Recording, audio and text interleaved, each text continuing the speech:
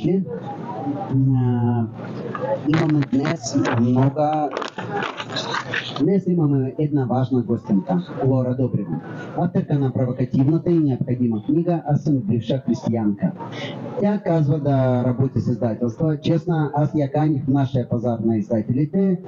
Каза ми, че е готова да поеме всички рискове, защото наистина в догматична държава да излъчваш антидогматичен глас е рисковано, смело, но и необходимо за по-доброто бъдеще.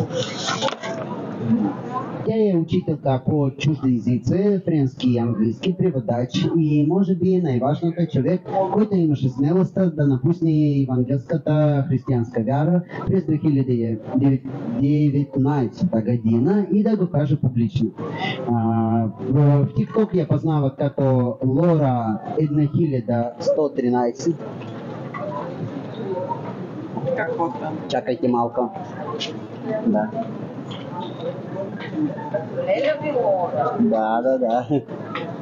Да, Леля Вилора. Да.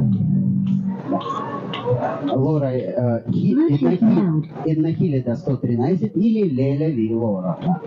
Где-то комментируя ЛГБТ темы, новини от света наметила и споделяют преживяванията си като бивша християнка. Защото някой трябва да говори за тези неща, нали? А вечер сходките край морета, котките и концертите.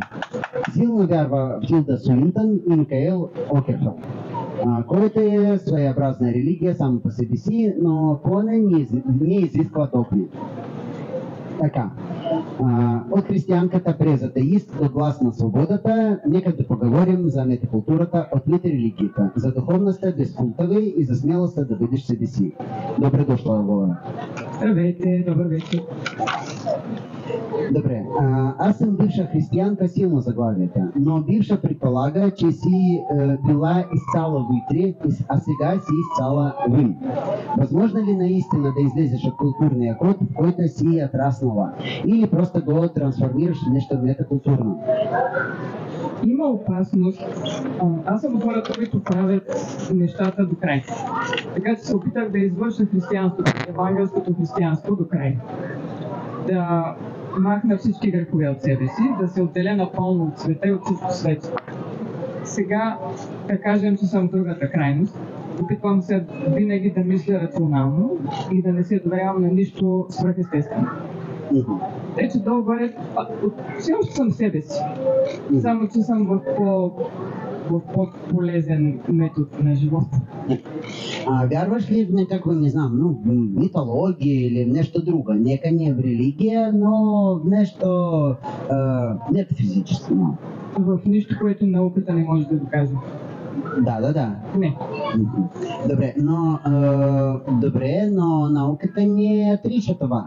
Тя само не може да доказва нещо метафизическо и метафизически живот и тогава тя доказва само, че не може. Или ти стоиш на страната, че какво е доказано, това е доказано. Какво още не, и аз също тогава не вярвам нищо, какво не е доказано.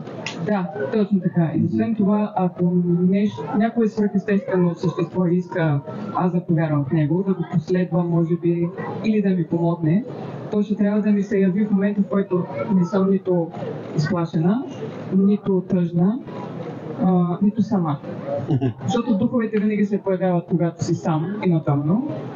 Боговете винаги идват, когато скърбиш за нещо или когато се чувстваш слаб. Не искам да се подавам на такива неща. Освен това, тенденцията винаги е била през последните няколко века, когато науката се развива по-сериозно. Нещата, написани в Библията, например, да се доказват, че не са верни. Едно по едно нещата, обещани от тази религия, отпадат, защото науката се развива и дава други обяснения за света. Така, казваш в книгата си, че духовността съществува извън култа, но не е ли всяка организирана духовност някакъв вид култ? Не смея да кажа, защото култ е доста страшна дума. Да, но... Аз предпочитам да използвам не отколкото секта, защото секта е По добродума ли? православен термин. Аз не искам да слагам православието в центъра. Православните хора наричат всичко друго секта. Дали всичко е култ? Предпочитам да слушам, да кажем, психолози и социолози. Аз наричам култ контролираща религия. Нещо, което контролира хората и им дава много догми. Но нали, когато ние сме част от всякаква дали общност, ние сме част от култ, защото всяка общност има своите правила и своите някакви закони за поведението и така. Дори семейството има своите закони. Дано семействата ви да не са култ, защото тогава ще имат, тогава съмнението в водача ще бъде грях. Ще има един харизматичен водач, който никога не греши, например мама или татко. Тъй, че наивно вярвам в човешки групи и човешки общности, които не са култови. И са равноправни хората. Добре. Имаш ли или търсиш ли някаква собствена духовност? Да кажем, лична, може директна връзка с нещо, може да и не извън, а нещо вътрешно духовно. Да кажем, че ако използвам думата духовност някога, ще нарека така чувство за това колко си малък насред природата, например. Някакво чувство за спокойствие, за радост, за благоговение. Обаче не съм склонна да благодаря пред нещо, което не е по-висше от мене. Не се сещам нещо по-висше от мене. Дава ли ти, например, тази природа някакви сили? Да. За разлика от екраните и техниката, природата ми дава сила. Наистина би трябва да прекарам повече време с природата. Чувстваш ли някаква връзка с природата, като обичат хората да говорят? Нищо свръхестествено, но обичам котче. Обичам котче. Да кажем, че това не е връзката. Приемаш ли това като връзката? Като пълноценни отношения, разбира се, там, като пълноценно приятелството? Дали връзката ми с природата е достатъчно за мене? Да. Но различаваш ли, в смисъл различаваш ли природата, котките от човеца? Едно от най-важните открития за мен беше, че аз съм разумно животно. Аз съм еволюирала човекоподобна маймун. Не съм създадена от кал преди 7000 години. И това ми е, може би, най-ценната връзка с природата. Не се смятам за по-висша от котките. От тези не е страх.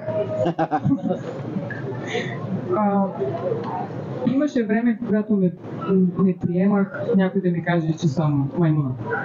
Смятах го за унизително, защото мислех, че съм създадена от Бога.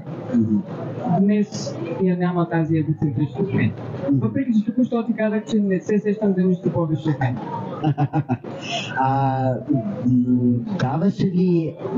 Даваше ли теб нещо, не знам, някакво приятно усещане или сили, когато ти беше в култ, част от култа? Добре ли беше за теб да чувстваш част от общност или... Да кажем, че музиката беше най-хубавата част от християнския живот в Евангелска църква във Варна.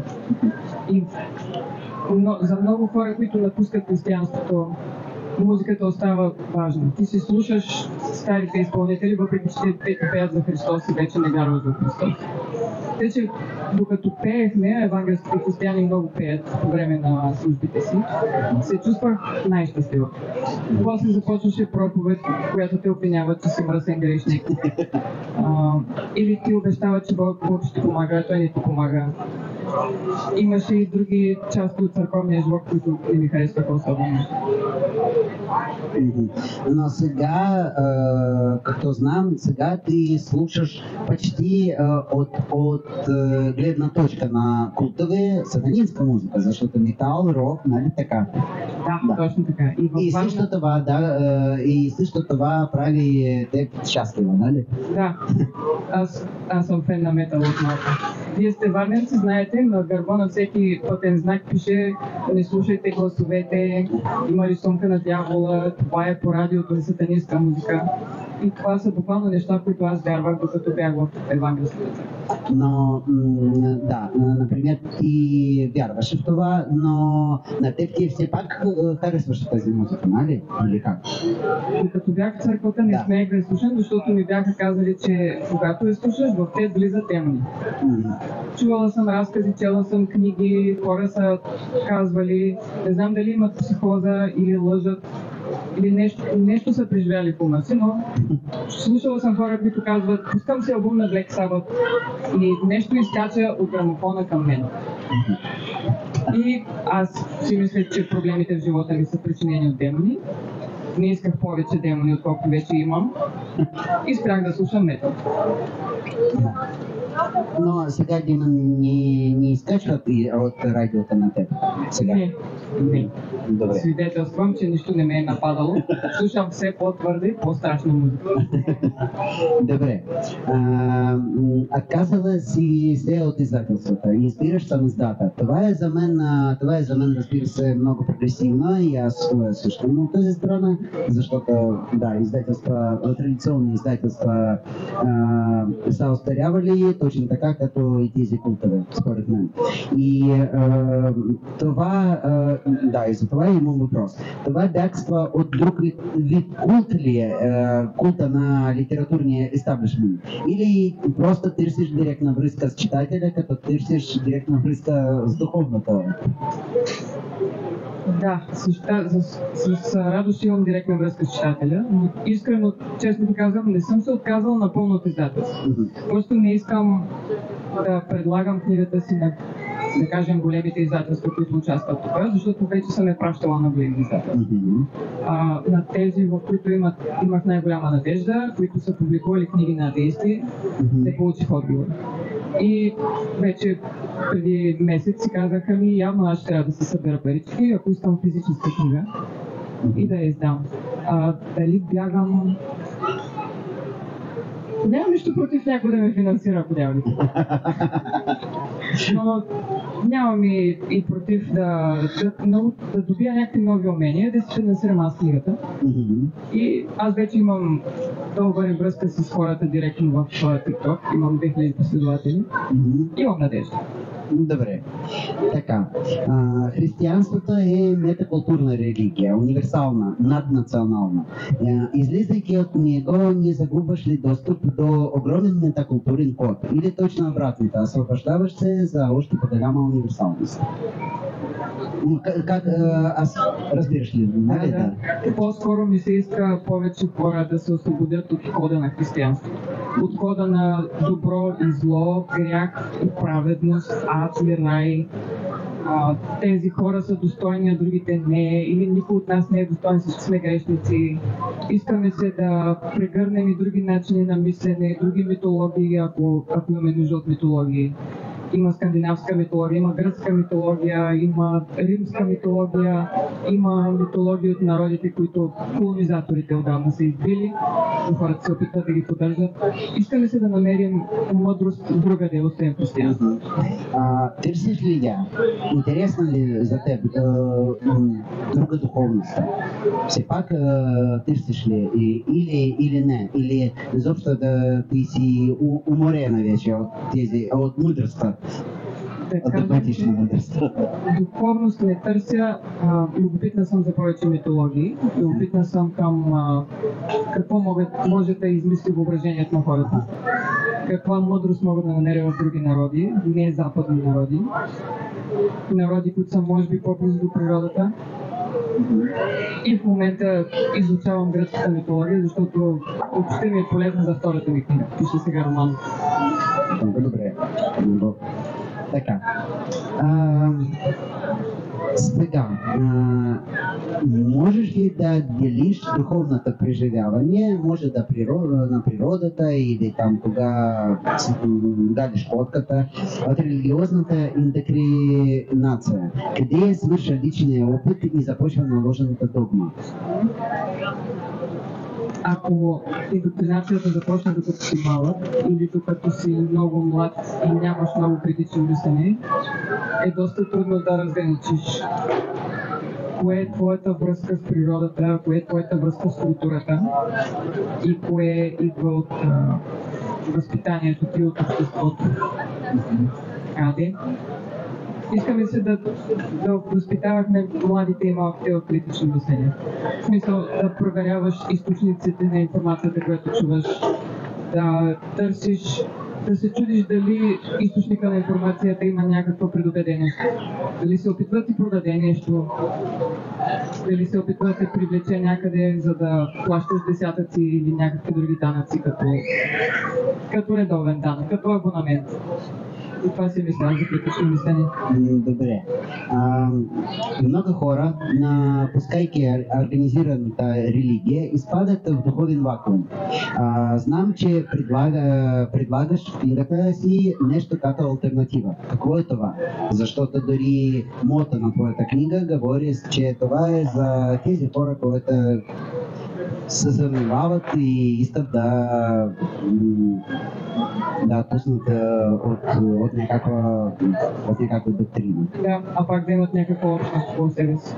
Аз мисля, че не е духовен вакуум, ами обществен. Общностен. Хората, които са свикнали по 2 пъти на седмица, може да ходят на църква, да имат приятели, които вярват същите неща, имат същите стремежи. Когато напуснат църквата, освен че губят църквата, губят понякога и членове на семейството си. Ако си срещнал съпруга си в евангелска църква и сте вярвали в едно и също, ако напуснеш вярата, съпругата изведнъж започва да се тревожи, че ще отидеш в ада. И ще се тревожи, че може да поквариш децата със своята сатанинска музика, например, или с това, че вече не смяташ някои неща за грях. Вече губиш църква, губиш семейство, губиш водачи, на които си разчитал, губиш учители. И в такъв случай хората ще трябва да се събират повече, да кажем, в клубове по интереси, или ако аз успея да намеря достатъчно бивши християни, да се събираме заедно, за да се споделяме. Атеистите, малко ви предупреждавам относно онлайн атеистите. Това са обикновено хора, които не са били християни, не са били религиозни и се отнасят с много подигравка към хората, които сега са религиозни. Не знаят какво е индоктринация, не знаят какво е да се страхуваш от ада. Онлайн атеистът обикновено е много циничен. Тъй, че не купнея за клуб на атеисти. От нея може би за клуб на бивши християни, ако се намерим, или просто да сме смели да се интегрираме в обществото. Така, добре. Книга ти и лична изповед и наръчник за други. И нали тя е метакултурната, как да кажа, твоята книга, тя съдържа ли универсален рецепт за изправлението от всяка религията? Или това важно само за евангелистка, християнска, метакултурна ли твоята книга? Надявам се да помага на всеки, който върви към скептицизма, т.е. към съмнението. Да помага на хората, чиято религия не казала нямаш право да се съмняваш. Съмнението ще заведе в ада. Това се чува от евангелски християни, понякога се чува от православни християни, чува се със сигурност в исляма. Не знам достатъчно за будизма, за да имам мнение за тях, но като цяло се опитах да окуража изплашените, да им обещая хубав, приятен светски живот и любов извън църквата, понеже хората са готови да обичат и да те изслушат и да те разберат. Други конфесии. Но мислиш ли ти, кога е писала тази книгата, мислиш ли ти за такъв метакултурен код, че ще напиша книга, аз съм бивша християнка, но срещу религия като абстракция, срещу обща религия? Написах я, за да се съмняват хората и да имат смелост да се променят. Понеже страшничко е да оставиш целия си светоглед.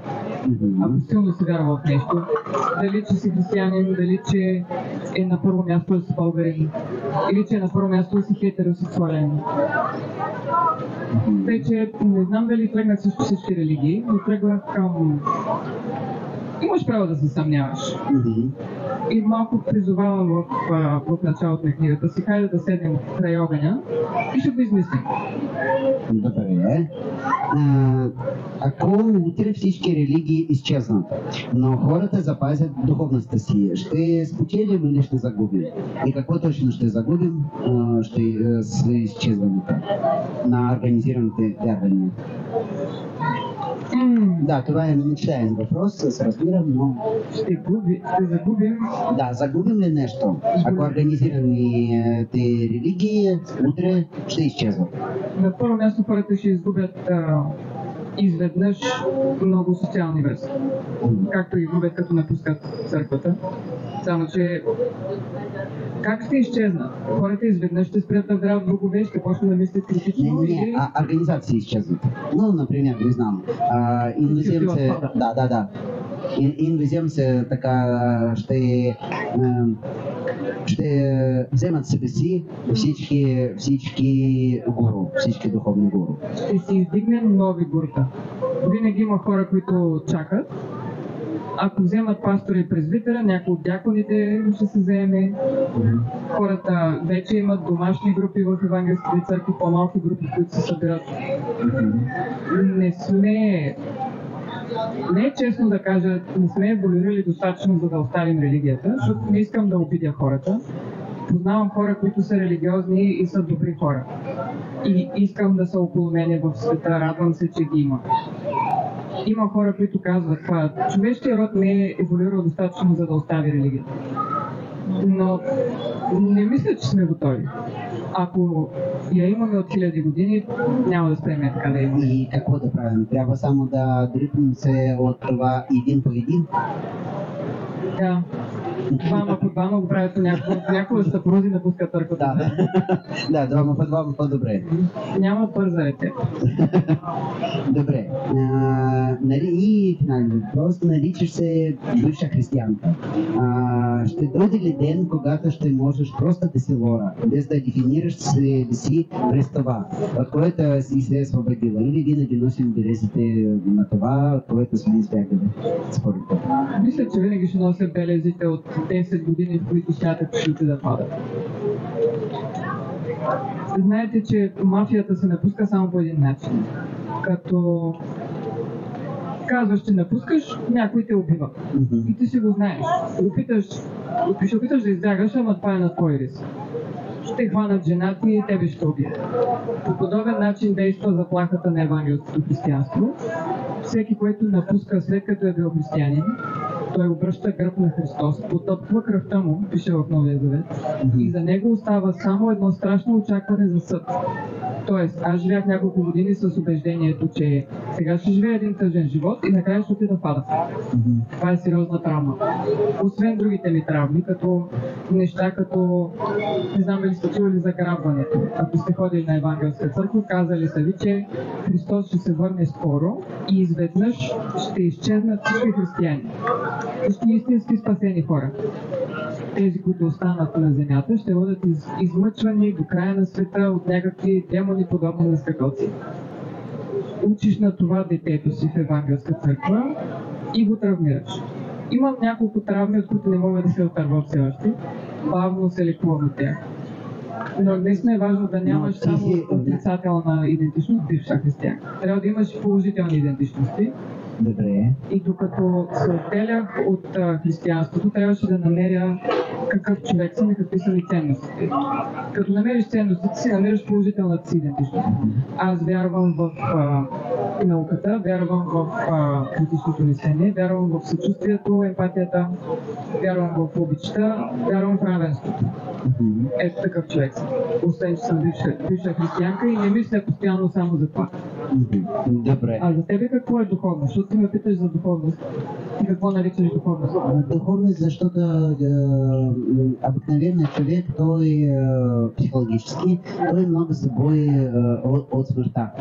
И всички тези религии, те обикновено, разбира се, дават му надежда на безсмъртие, към което всеки човек, не всеки човек, всеки съзнанието се стреми. И духовността, това е само съзнанието, че ти си нещо повече от тялото. Това е духовността. Това може да бъде по различен начин. Част от природата, част от безконечен кръг на живот. Това може да бъде, да, някаква доктрина или някаква, не знам, различни стари, още езически религии, също които сега. Те бяха също много опасни, но само сега те ни плашат, защото сега те ни вредят. Сега ни вредят само живи религии, затова ние не се боим от езичество, но то беше още по-страшно, може да дори. Но защото там разбира се, да. Като част от живота, това е като нещо, да. И така, да, и духовността, това е ако кажем по научен начин, духовността, човешката духовността, това е както съзнанието се определява себе си. Това е духовността. Да. Дали съм окей да съм само тялото си, да не съм нищо повече? Нямам нищо против. Ако се окаже, че е сигурно, че съзнанието ми е плод само на този мозък, на този орган между ушите ми, нищо против нямам. Добре. Така. И още имам такива важни, но не толкова метакултурни въпроси, а може и метакултурни. Така, какви три книги можеш да посъветваш на някакъв извънземец, който иска да разбере човешки живот? От какви книги той трябва да започне? Аз обичам страшни книги. Наскоро пак четох Дин Кунц. Не искам да ги плаша. Да, трябва да нещо такова посъветваш, нещо метакултурното. Точно. Този въпрос отговаря какво за теб точно е метакултура. Какво ти смяташ за книгите, които може да разбере дори извънземец. Нека да чете поезия, за да не рискуваме да го научим на нещо, което не е вярно. Ако му дам Малкия принц, ще мисли, че всичките деца искат да се самоубият, например. Намерих си змия, която да ме охапе. Ще му дадем поезия. Окей. Поезия. Верлен. Яворов. Технотърка. И Смирнец. Смирницки? Да. Добре. Егоистично български. Ето един французин, мама българи. Да. Добре. Още един въпрос. Как подреждаш книги на рафта си? Нямам рафтове в момента. Подредени са една върху друга. Къщи е хаос. В момента чета книга, която ми подари Диана от издателство Ракета. Тя ми подари книга за CPTSD, как беше на български. Посттравматично разстройство, само че комплексно. Тоест не са те травмирали веднъж, а са травмиран системно. За това че тази. Какво обичаш да четеш повече? Художествена литература или научна? Художествена литература. Понеже нон-фикшена вече го имам от YouTube. Аз гледам твърде много YouTube. И там ме осведомяват за сегашните събития. Добре. Така. Благодаря ти за смелостта да споделиш този притвора. Не всеки има коража да напусне сигурната, било то религия или издателство и да тръгне само. Скъпи гости, ако търсите отговори за духовността от духовните или просто искате да разберете как се прави самиздат в дигиталната епоха, книгата Аз съм бившата християнка на Лора ви я чаква на сайта. Можете да намерите препратка на всички нейните сайтове. Нали така? Да, може да намерите в Facebook, има страница, която се казва Бившата християнка. И в TikTok ще ме намерите като Леля Белора, ако искате да намерите книгата. Свят любезно качи книгата ми на собствения си магазин. Да, можете да намерите там и да я прочетете. А самата Лора е тук за ваши въпроси и помните, няма еретични въпроси, има само догматични отговори. Но не е нашият случай. Благодаря ви.